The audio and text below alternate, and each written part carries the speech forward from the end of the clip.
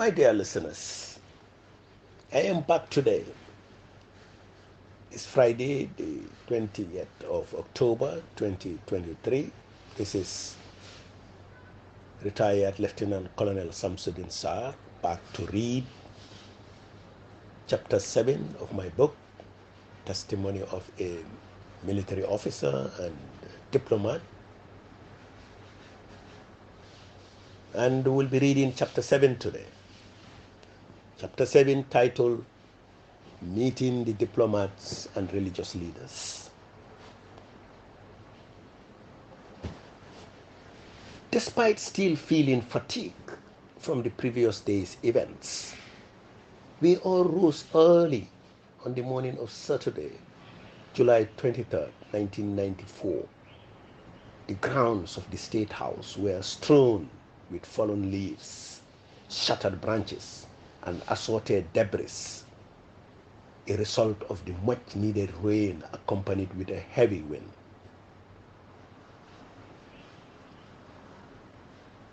Although no one had organized the soldiers who had spent the night on the premises to clean up, the area was meticulously spotless by 8 a.m. Some of the non-commissioned officers, that's the NCOs, were privy to the day's plan and had instructed the cleaning soldiers and TSG men not only to sweep the grounds, but also to tidy up the hall within the main building where we were scheduled to convene with diplomats first and the religious leaders later. As stated earlier, Captain Charen formally informed me early on Saturday morning about when the four-man military ruling council, its name, the members, and the first appointments happened the previous night. As I said, briefly away at home with my family. Rightfully, if the criteria of being part of the council and the appointments were purely based on seniority and active participation in the operation, I still believe that Captain Mamadi Sane should have been among them and even took the leadership position. Unfortunately, Captain Sane lacked the courage and audacity exhibited by Jani to claim the top position with its powers.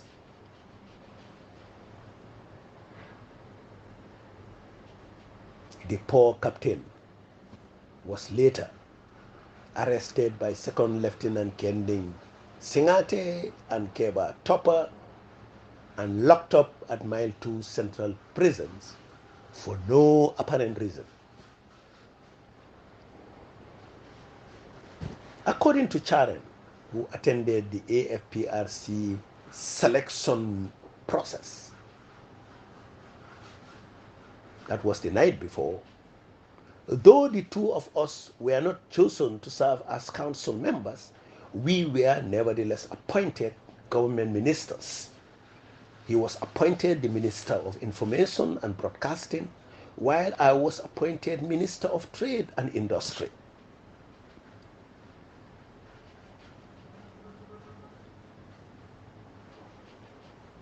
Later in the afternoon, Second Lieutenant Yankuba Trawale arrived from Farafenye after being stranded with his battalion commander, Captain Jabi, and their soldiers at Bara in the North Bank Division. As I had previously warned them about the possibility of ferries being grounded due to the military activities on July 22, they found none of them working and had to spend the night at the Bara ferry terminal. They were eventually ferried to Banjul on Saturday around midday. However, upon their arrival at the State House, Second Lieutenant Edmond Samate announced in the afternoon that Second Lieutenant Yankuba Trawale had been co-opted as a member of the AFPRC and appointed Minister of Lands and Mines. It remained unclear to me why and how this happened, considering it evident that Traore had not taken part in the coup operation and was never mentioned as one of the original architects. He was thrown out at Fadafenye military camp with Captains Jabi and Captain Costa. It was another sign of the irrational actions of the junta that will characterize the future decisions of the AFPRC government.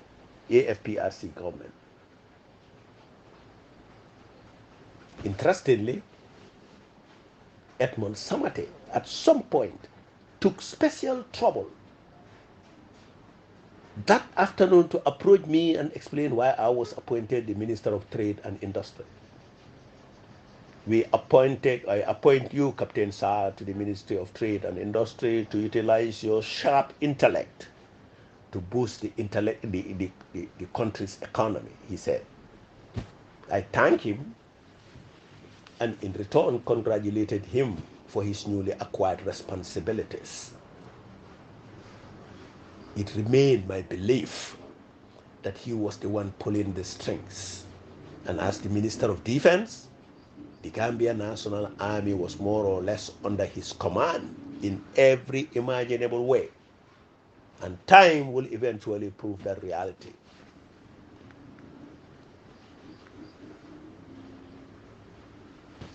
Captain Hamad Charen, assisted by few officers, did a great job of reaching out to the members of the diplomatic corps and religious leaders for the meetings recommended by General Abubakar Dara that day.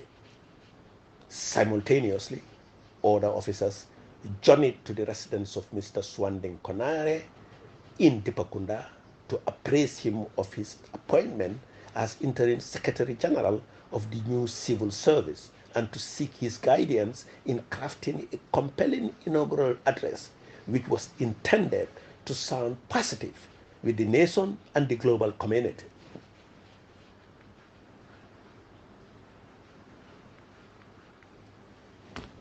By 11 a.m., several members of the diplomatic corps had congregated at the State House gate, anticipating the scheduled 11 a.m. meeting.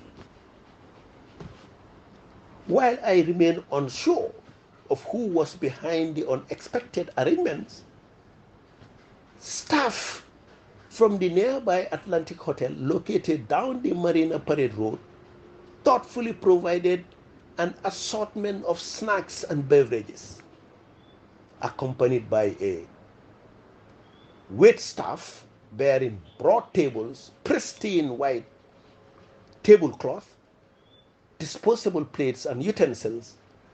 The offerings were indeed very generous. As for Mr. Swandeng Konare, he declined the Secretary General's role, yet he offered invaluable pointers, scribbling them on loose pages extracted from a notebook. His input formed the bedrock of the speech and proved to be remarkably astute, significantly aiding my speech writing process. It's possible that Mr. Konare would have embraced the offer had I approached him personally rather than dealing with the unfamiliar soldiers who were still in the process of establishing an unfamiliar government. Over the years, I knew him as a staunch supporter of the PPP government and a very close friend of Babukar Banja Drame, the former PPP Minister of Finance, to be also appointed the first finance minister of the AFPRC government. He didn't know at the time that Mr. B.B. Drame, as he was commonly referred to, was identified and will assume the role of Minister of Finance within the junta, the very same position he had already held since 1992.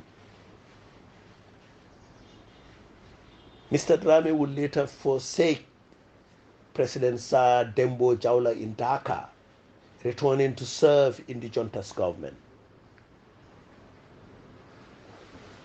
It was therefore understandable that Mr. Konare, being unaware of the unfolding events, had possibly felt it ill-suited to be the first civilian to accept a post from the new military government.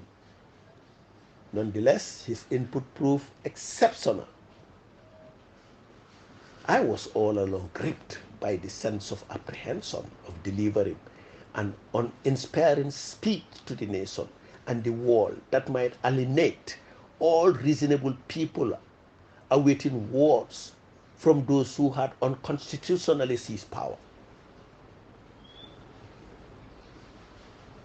We couldn't afford to repeat the mistake made by Kufang Bamba Jabang in 1981, a mistake that ultimately sabotaged his initial success.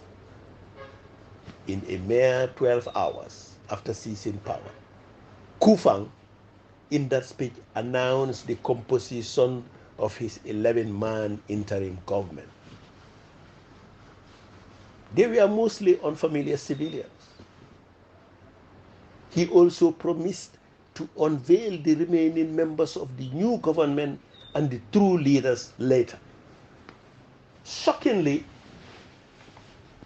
those names were both largely unknown and held no educational or business significance in the country, raising doubts among Gambians who were aware of their identities. Few were identified as taxi drivers and unemployed citizens. Kufang also suspended the constitution and banned all political parties and activities, just like in the speech crafted and read by Lieutenant Sekuba Bari over Radio 1 FM the previous day. It will also be recalled that during his unauthorized speech the previous afternoon, Lieutenant Bari appeared to have repeated another mistake made by Kufang 13 years ago. He failed to disclose the actual leaders responsible for the coup, instead promising to reveal their names at a later time.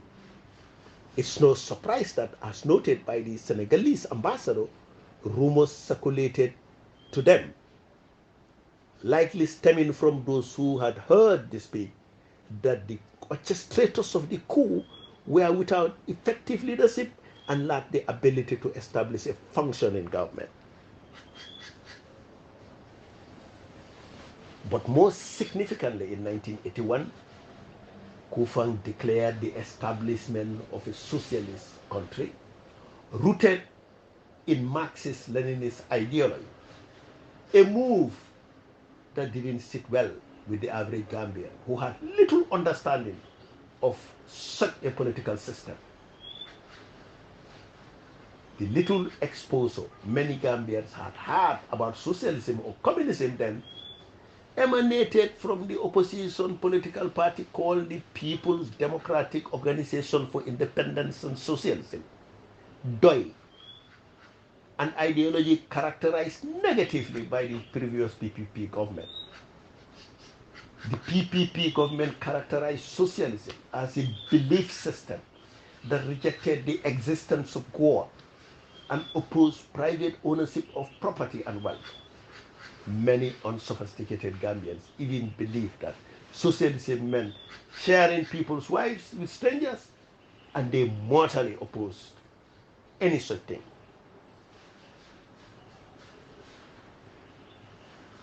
Furthermore, his bombastic language, delivered in English, alienated a significant portion of the Gambian population and triggered the subsequent violence.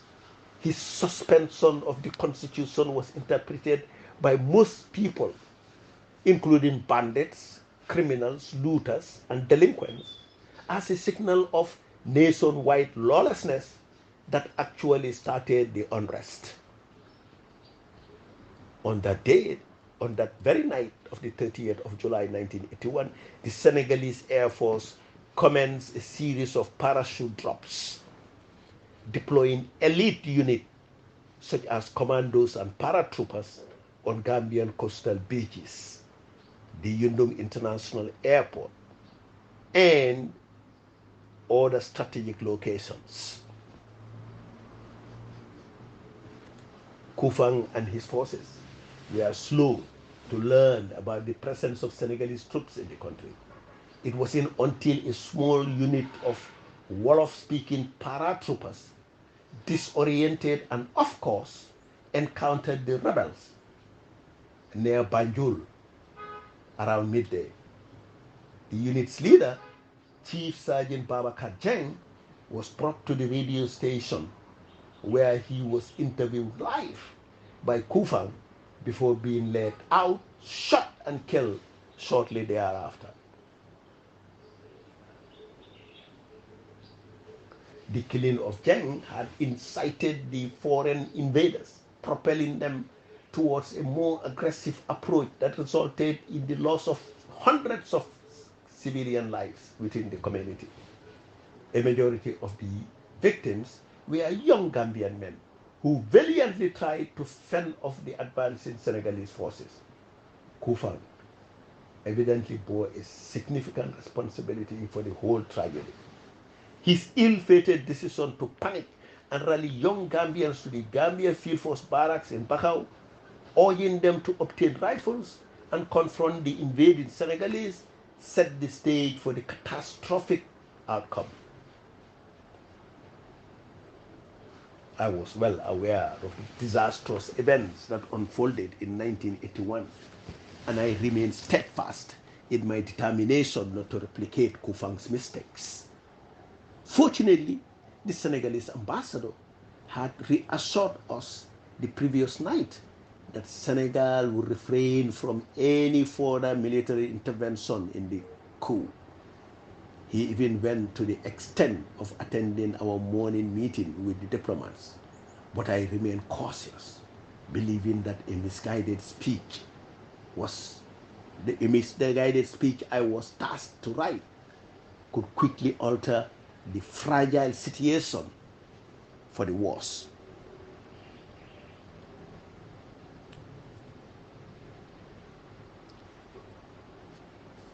On the morning of the meeting, nearly all foreign diplomats convened at the State House before 11 a.m. The Dean of the Diplomatic Corps, Sierra Leone's Ambassador Mr. Bangura, was among the early arrivals. The American Ambassador Andrew Winters, accompanied by his political advisor James Knight and Major McLean, were also prompt in their attendance. While I couldn't confirm British representation, the European Union envoy was unmistakably present, alongside envoys from various other nations, excluding the Nigerians for obvious reasons.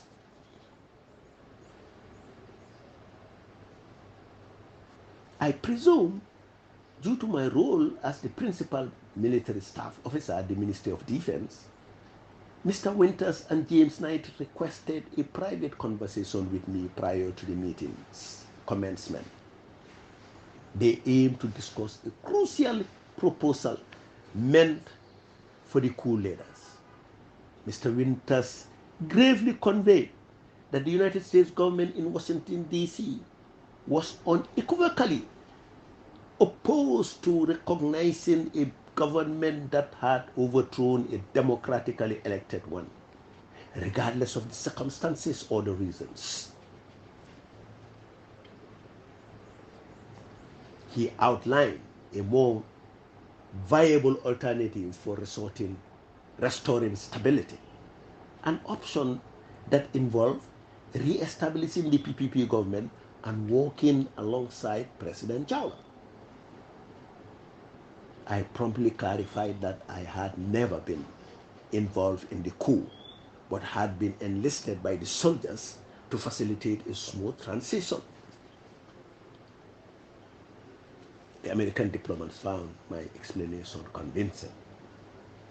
Although Ambassador Winters held reservations about the PPP government and its leadership, he firmly believed that a coup d'etat was not an acceptable means to effect any political change.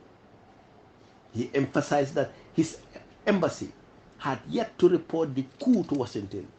Doing so will trigger a cascade of sanctions against the Gambia, with the possibility of permanently rupturing the two nations' bilateral relationship.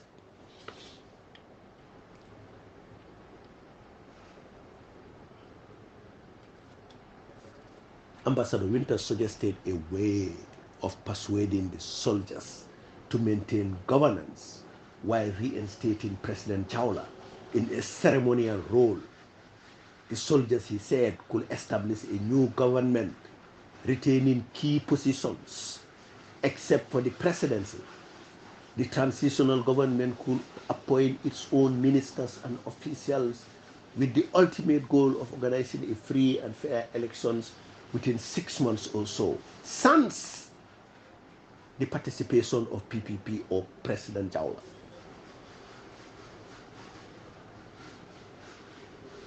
Ambassador Winters assured me that if the soldiers agreed to this proposal, he will inform the American government that the reported issue concerning the Gambia military coup was inaccurately represented.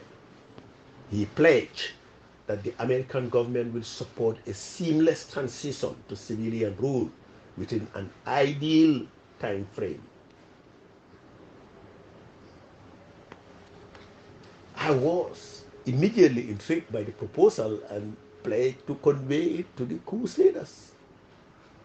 When Mr. Knight, the political advisor, inquired about the identities of the leaders, I promptly furnished him with the names, appointments, and ranks of the 4 junior officers involved.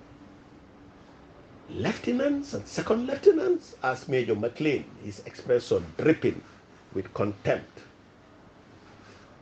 We moved to the round table, where most of the invitees stood around, waiting for the meeting to commence. Jani, Singate, Samate, Topper, Charen, and I were all seated in chairs arranged to face the guests. Samate, Charen, and Singate were the initial speakers in that order, who spoke briefly, followed by Jane. They all, more or less, pointed fingers at the PPP government and their corrupt practices as the driving force behind their decision to overthrow it, adding that President Chawla had intended to stay in power indefinitely while the PPP government had perfected the practice of rigging national and local elections. Someone also mentioned how presidential term limit of 2 terms of 5 years will be a cornerstone in the nation's constitution. Their words were all political, with nothing mentioned about the plight of the Gambian National Army under the PPP regime, which I still believe was vital.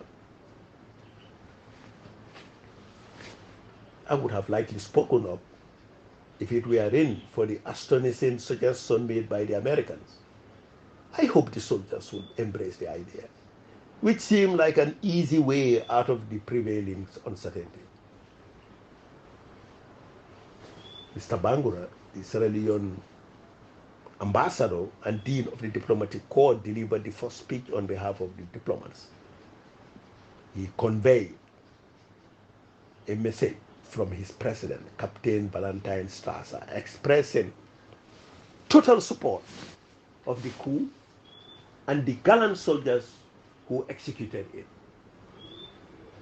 He assured us of Sierra Leone's commitment to stand by the Gambia army and provide any necessary assistance to achieve the soldiers' objectives. Other diplomats took the floor after Bangura, with most expressing views that diverged significantly from Bangura's message. It became evident that the dean had not consulted his counterparts before delivering his speech. Nearly all diplomats, including the Americans and Europeans, strongly condemned the coup, labeling it undemocratic and a breach of decorum.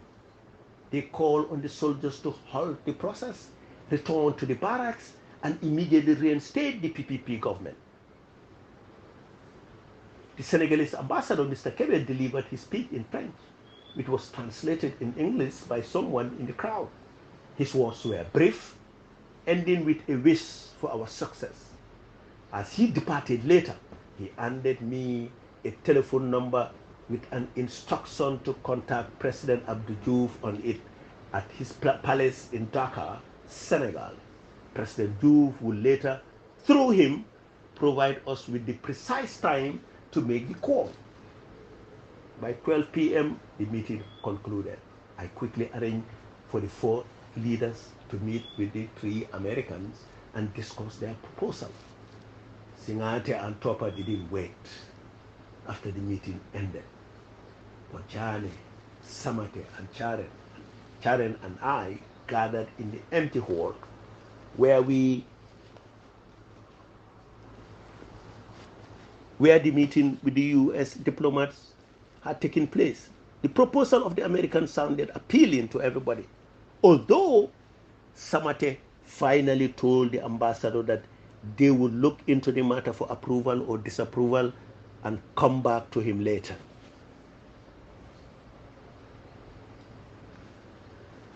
Presenting the coup's case and rationale to the imams proved simpler than explaining it to the diplomats. The Muslim elders appeared genuinely intrigued and sympathetic, expressing no objection to the events of the previous day.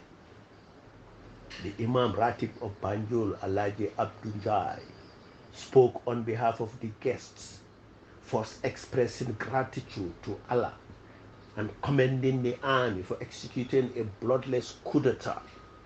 He praised the orderliness and grace with which it was carried out, noting that even the weekly National Friday prayers proceeded uninterrupted across the nation. He advised us to maintain this discipline and uphold the positive behavior the leaders had already demonstrated to the nation. He was pleased that they sought their opinion and prayers by inviting them to clarify the situation. Allow me to conclude with these words. The Imam's voice resonated as he delivered his final remark. Always keep in mind that Allah's support extends to leaders of all kinds, even those who neglect worship or disrespect his commandments in the Quran.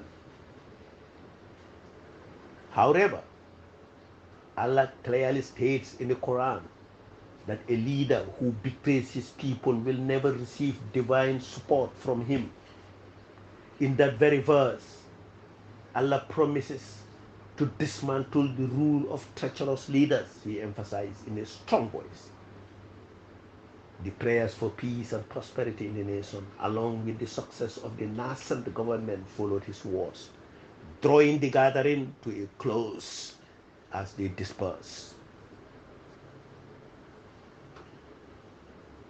Afterwards, I approached Imam Dudu Drame, my father-in-law, and exchanged a few words.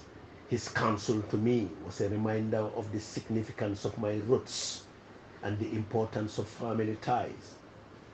A steadfast friend since my enlistment in the army back in 1985, he held wisdom that I valued deeply.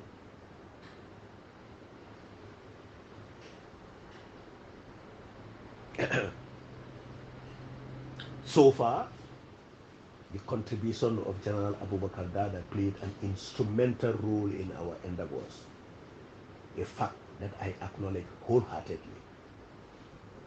Our well-executed dual meetings earlier that day set a powerful precedent.